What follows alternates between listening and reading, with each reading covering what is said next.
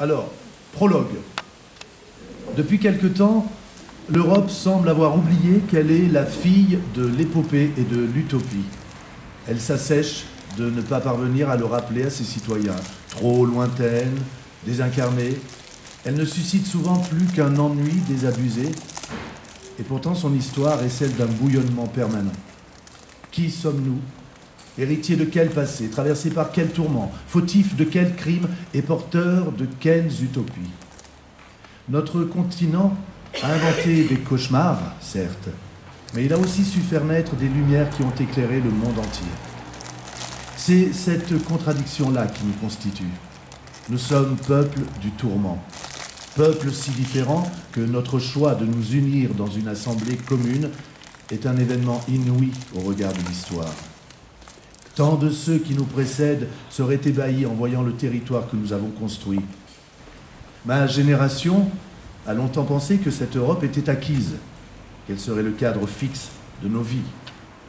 Et elle découvre avec stupéfaction qu'elle pourrait bien être la génération qui l'enterrera, ou en tout cas celle qui verra les premiers signes de sa fin. Et pour qu'un jour, à la question « Qui es-tu ?», il me soit naturel de répondre par ce simple mot qui dira tout, à la fois le tumulte du passé et les espoirs de demain. Je suis européen. À 6, ennemis et alliés d'hier signent donc d'abord un traité de paix.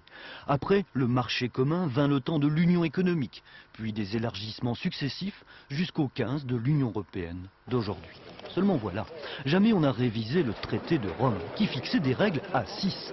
Alors symboliquement aujourd'hui, les ministres des Affaires étrangères des 15 se sont réunis dans la même salle du Capitole, sans aucun doute à la recherche du souffle des fondateurs. Objectif commun pour l'instant, l'élargissement pour créer l'Europe des 30. Épilogue.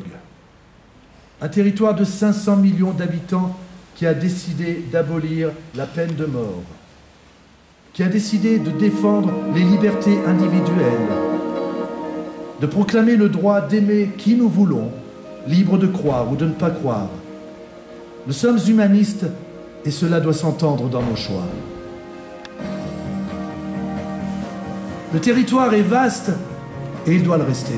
Nous avons construit un continent Babel, étrange et compliqué, qui ne tient que dans cet équilibre subtil entre indépendance et fraternité.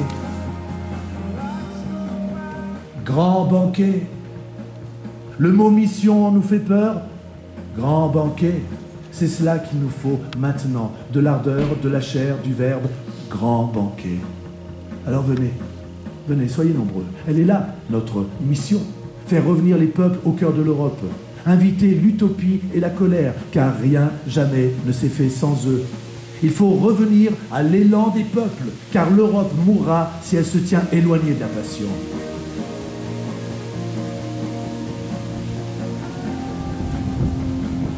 Alors pour cela, peut-être, à bas les décrets normatifs, à bas l'uniformisation. Et il faut dire ces colères. Alors je dis colère devant le quart-monde européen.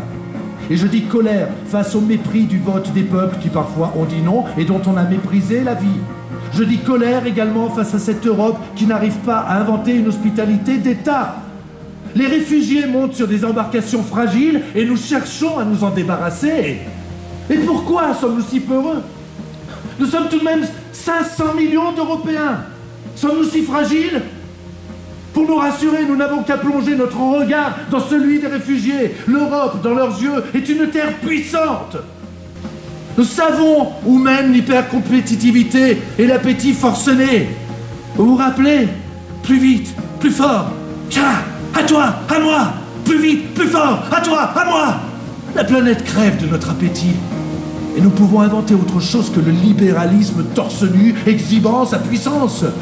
Nous voulons que notre nation de nations ait un nouveau but, pas celui de dominer le monde, non. Mais nous avons des rêves beaucoup plus grands.